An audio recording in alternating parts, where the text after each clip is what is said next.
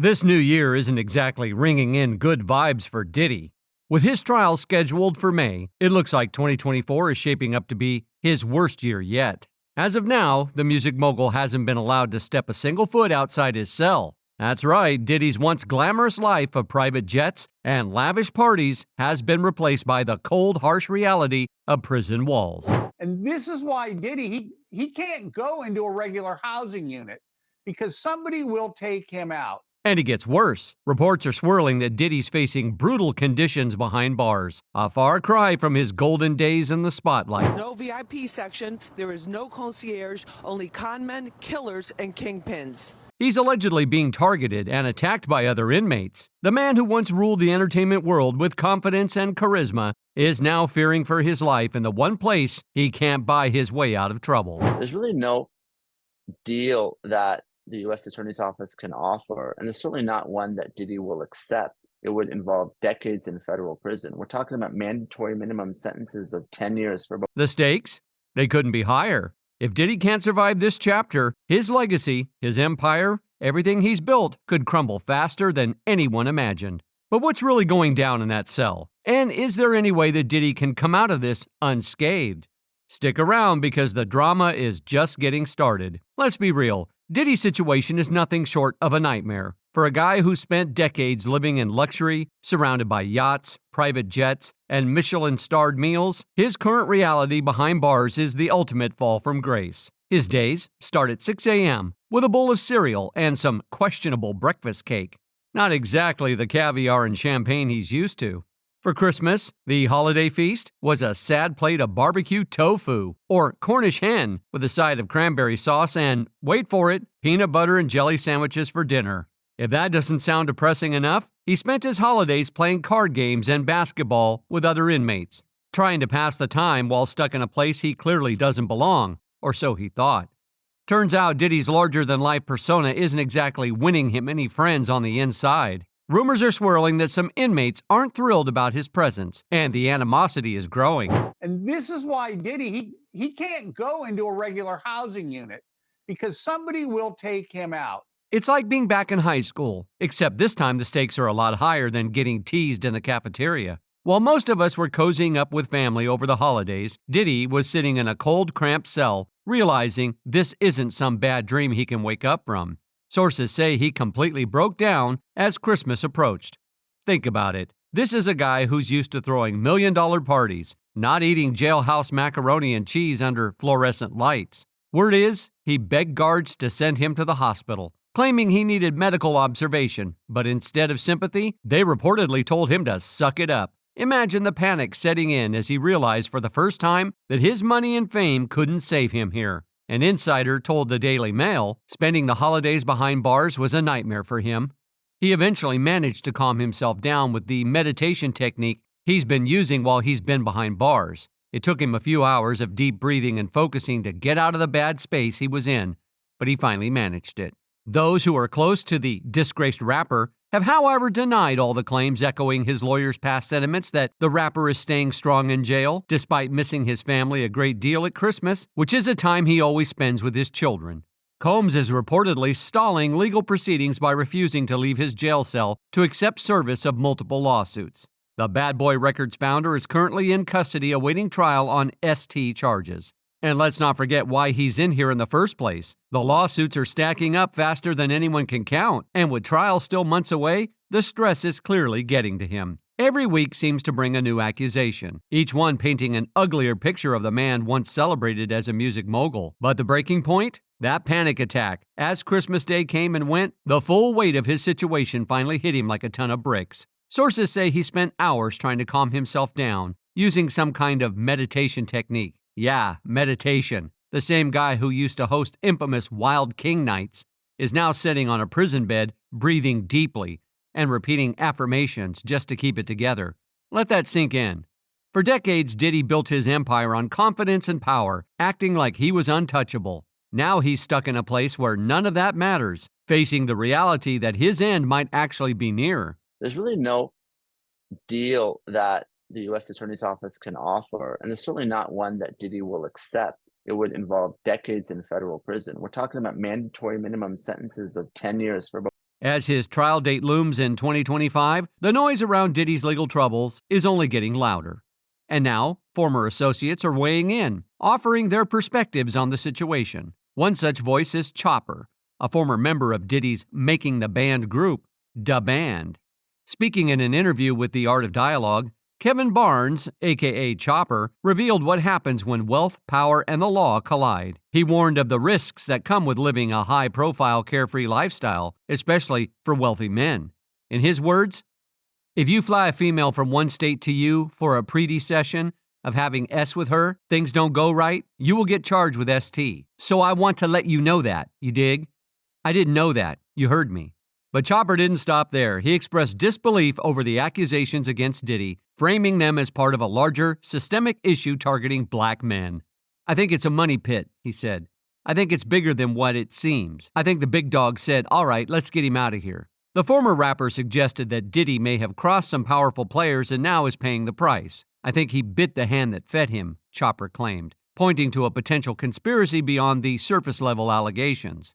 Aside from that, numerous allegations of misconduct and controversial incidents swirling around his name, this latest one stands out. The case filed by Michigan inmate Derek Lee Cardello Smith accuses the music mogul of a 1997 essay with allegations of D'ing and M. The legal storm surrounding Diddy has taken an unexpected turn as his ex-girlfriend Jennifer Lopez has been named in court documents as a potential witness in a $400 million essay lawsuit. Cardello Smith, currently serving time for unrelated convictions, alleges he first met Diddy while working as a bartender. He claims Diddy invited him to a private party at a Detroit hotel where the rapper offered him a drink laced with an unknown substance. "You filed a motion for a temporary restraining order and/or a preliminary injunction to stop all sales of the property and assets attached to or involved with said property." According to the lawsuit, Cardello Smith lost consciousness and later woke up to Diddy engaging in S-acts with a woman. He alleges Diddy remarked, "I did this to you too." Upon noticing that he had regained consciousness, Smith claimed that Lopez was privy to many of Combs's alleged criminal activities, including his alleged possession and distribution of a videotape essay involving Smith. Smith alleges that Lopez's silence was coerced by Combs, who purportedly threatened her career and safety if she ever revealed what she knew. According to Smith's court filings, Lopez could provide crucial testimony not only about Combs's alleged actions in 1997, but also about his broader pattern of behavior, which Smith characterizes as manipulative, exploitative, and criminal. While these claims are explosive, it's worth noting that Jennifer Lopez has never been implicated in any criminal wrongdoing connected to Combs. Her representatives have not commented on Smith's accusations or his notice of her as a material witness. However, this isn't the first time Lopez's association with Combs has come under scrutiny. The infamous 1999 nightclub shooting, for instance, remains a blemish on her early career, though she was cleared of all charges in that case.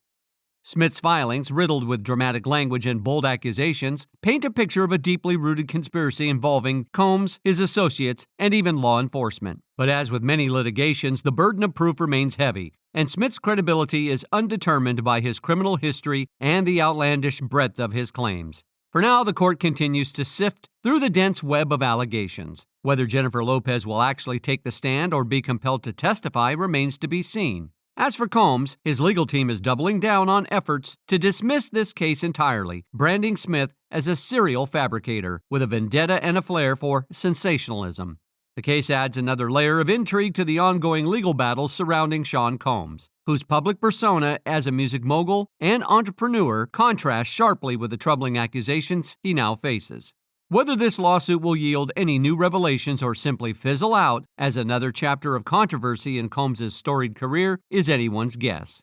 Combs's lawyer, Mark Agnafilo, previously blasted Cardello Smith's suit, saying this is a frivolous lawsuit against a prominent businessman, based on obvious fabrications, filed by a convicted rapist and serial litigant with an overactive imagination and a thirst for fame. His legal team has since also argued that the claims were filed years after the statute of limitations. In response to the incendiary counterargument, Derek claims that he waited to go up against Combs because he feared retaliation. Diddy's team slammed his argument as not plausible. The lawyer wrote, Derek's claim that he feared deadly retaliation from Diddy, which was reasonable because Diddy had Tupac Shakur eliminated, is simply incredible. Even accepted at face value, Derek's story makes little sense. Sean Combs' legal troubles are far from over, and the stakes are getting higher as even his close associates, including rap mogul Jay-Z, are being dragged into the fray. With accusations piling up and a federal ST trial on the horizon, Diddy's once untouchable status in the music industry is crumbling rapidly. The allegations against him have escalated from whispers to lawsuits, each one more damning than the last. Now with Jay-Z being named in a lawsuit alleging SA alongside Diddy, the ripple effects of this scandal are spreading far beyond Diddy himself. The latest lawsuit paints a grim picture of a house party in 2000 following the MTV Video Music Awards. The accuser, using the pseudonym Jane Doe, alleges that Diddy and Jay-Z D'd and A'd her while a female celebrity watched. Jay-Z comes in and rapes me. He at that point I was fighting, trying to get away from him. Though inconsistencies in her story have surfaced, such as a claim about speaking with musicians who were later proven to be on tour, her lawyer maintains that her core accusations remain credible. Our client remains fiercely adamant that what she has stated is true, to the best of her memory.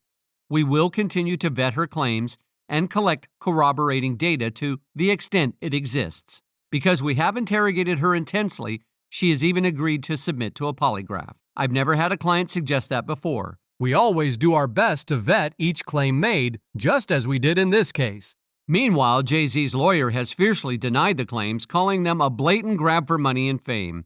But for Diddy, the controversy surrounding this lawsuit only adds to the avalanche of legal troubles that has consumed his life. In addition to attempting to have the case dismissed, Carter's lawyers also requested that the judge impose a monetary sanction on the woman's lawyer. Busby, who they allege did not subject the woman's allegations to even the most rudimentary diligence, to sign a pleading accusing someone of such a horrific crime without adequately vetting the allegation, particularly when the defendant's prominence means that the allegation will be repeated in headlines across the world, is deeply wrong and unethical. Carter's lawyer states in the filing, if lawyers do not face consequences for such a cavalier effort to destroy another person's reputation and inflict emotional harm on his loved ones, that tactic will proliferate. Diddy, who is currently in custody on federal ST charges, has been denied bail multiple times, leaving him with limited means to defend himself publicly. Reports suggest that he is growing increasingly paranoid, fearing for his life at every turn. With former associates, alleged victims, and now even his inner circle being pulled into the vortex of legal actions, Diddy's position has never been more precarious. Legal experts speculate that the mounting lawsuits, combined with the weight of federal charges, could put him in an inescapable legal chokehold. For Jay-Z, being associated with this scandal is a nightmare. While he has categorically denied any wrongdoings and dismissed the lawsuit as baseless, the court of public opinion has already begun to weigh in.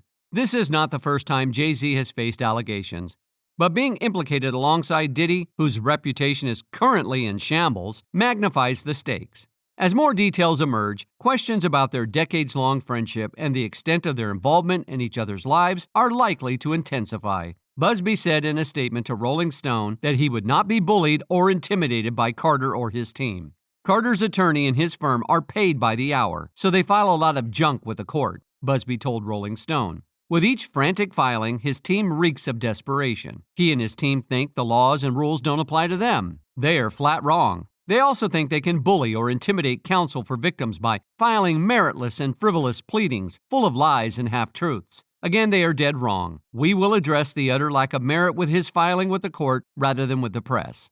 Well, Busby's tenacity bore fruit as the judge has denied Jay-Z's motion for dismissal. And on top of that, the judge in the case used strong language in attacking his legal team's actions. Judge Annalisa Torres wrote in the court order, Carter's lawyers' relentless filing of combative motions containing inflammatory language and ad hominem attacks is inappropriate, a waste of judicial resources, and a tactic unlikely to benefit his client. Carter's legal team have been pushing for a dismissal of the R claim. Torres said the court Will not fast-track the judicial process, merely because counsel demands it. It's clear that Diddy's legal troubles are not contained to his own actions. The lawsuits are pulling in a web of associates, threatening to expose not just individual behavior, but a systemic culture of exploitation that has long been rumored in the entertainment industry. For now, Diddy's focus may be on surviving his current legal battles, but with each new lawsuit and accusation, the walls are closing in. Every day seems to bring a new twist, leaving him with little room to breathe or maneuver. This latest scandal is not just about the accusations themselves, but about the larger narrative of accountability in the entertainment world. Diddy may have once enjoyed untouchable status, but now even his inner circle isn't safe. The man who once seemed invincible is now fighting for his life, legally, professionally, and perhaps even literally. For Sean Combs, the fight is far from over, and every new development seems to push him closer to the brink.